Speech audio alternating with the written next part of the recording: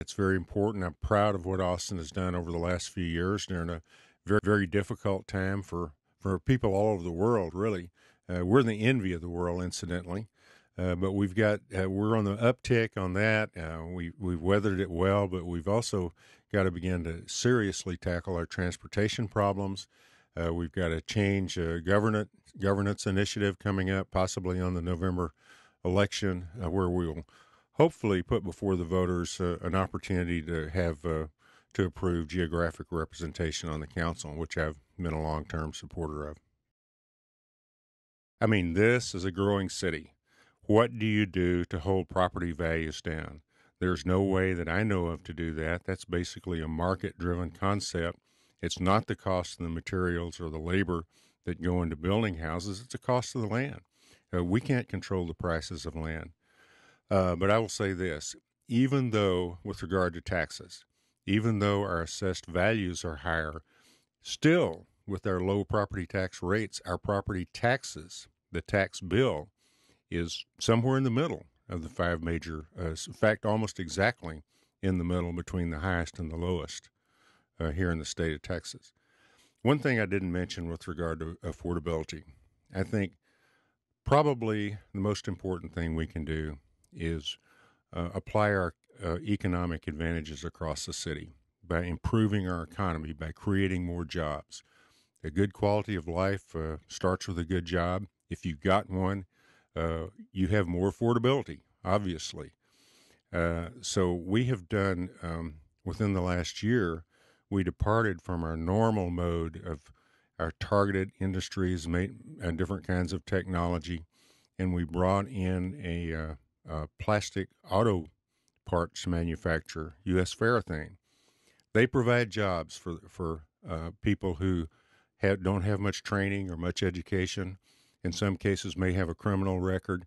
And when we considered that case, we had people who were involved in that kind of job placement, including the leader of the NAACP and the director of Workforce Solutions, come down to city council and said, please pass this. And so we did. It was not a unanimous vote.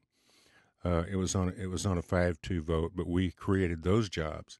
And there are other things that we're doing to try to create jobs for people in that category. Limited training, limited education, perhaps with other things in their background that give them real challenges. I made that observation way back in mid-January, and it's posted on my website. My response was that this initial proposal had a lot of I had a lot of questions about it, and starting with how much additional revenue do you need, and that's what you have to find out first before you decide how you're going to allocate any rate increase that you might need.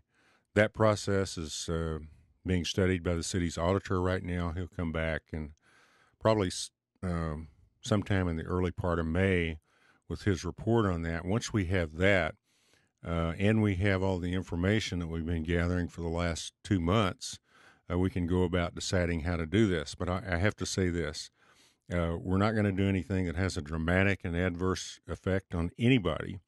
In the latest proposal, in fact, even Austin Energy's proposal is for a 10% discount for churches and schools.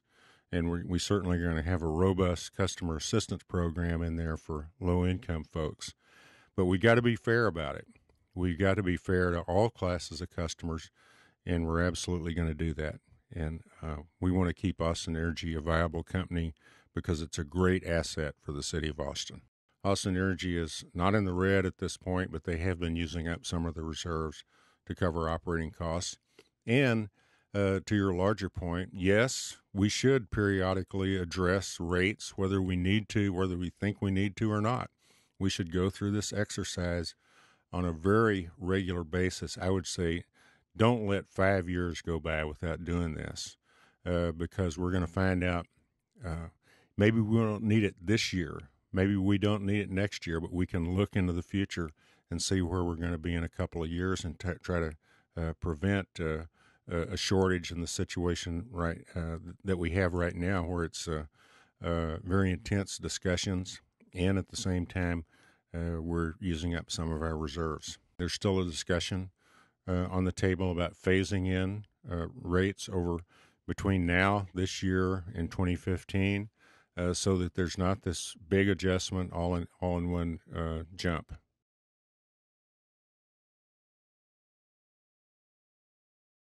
The more important thing in the immediate future is, are we going to be able to go ahead with putting a proposal on the ballot in November, which would authorize the first phase, and not even really authorize the first phase, but authorize us to apply for federal matching funds to build a first phase. That's very important. Right now we're in the process of going through these discussions. The Transit Working Group, which I chair, is looking at all kinds of mass transit options. We are also going to be looking at next month at what other taxing entities in our region are going to do, because we don't want to be in the position of, if other entities are raising their taxes, then we're jumping in on top of that. We don't want to place a big burden on our taxpayers. And that brings up the larger point. If you're a taxpayer, you got 5 different government agencies that tax you here in the city of Austin. We're only one of those. Our portion of that is about 20% of your total tax bill. We need to be talking to each other. We need to be talking to the school district folks and the ACC and the Central Health and Travis County to make sure that we're all on the same page and coordinating our efforts so that we don't unduly burden our taxpayers. Ultimately, it is, I think, the only solution for areas, the older parts of town near the central core that are built up. There's no room to increase the size of roads or build additional roads at some point in time, and I don't know whether it'll be this fall or not, but at some point in time, I believe that is going to be the solution for downtown. I think that's the future. It's been the future of virtually every one of our peer cities who are looking at the same problems we are. We need more roads, definitely. Our approach to transportation should be looking at all the options. More roads, transportation options such as sidewalks and trails and bicycle facilities, all of those, and of course mass transit. And again, mass transit of all kinds, whether you're talking about urban rail or commuter rail or intercity rail, bus rapid transit or express buses, and yes, high occupancy lanes on some of our major thoroughfares. We're still working our way through that process, and I have not publicly supported any option except to say that I support geographic representation, as I have since 2005, and I'll continue to do that. We got a ways to go here. We're going to have a town hall meeting in May to engage other people in this kind of discussion, and we need to gather some more input. Certainly the task force recommendation carries heavy weight. But remember, it was kind of a split decision. It was an 8-7 vote. So it's nothing like consensus on that recommendation. But, their recommendation is their recommendation, and certainly it's going to be very influential with us. But I'll wait until I get through the process. What I can tell you at the end of the day is that I will support the option that has consensus support behind it, and that I think has the best chance of voter approval. By definition, they're an advisory group, their task force, and their task was to make a recommendation on that charter change plus a number of others. And so their recommendations come as recommendations to the council. As I said, their recommendations have to be given great weight because they went through a lengthy process of deliberation. But no, it's not going to be automatically that we do it. We're going to exercise our responsibility as a council to put the options on there that we think are best. Council is probably going to vote on a particular option sometime in July. I don't anticipate that it'll be before then, and I think it would be, frankly, inappropriate for me to say before the process is complete, here's what I support.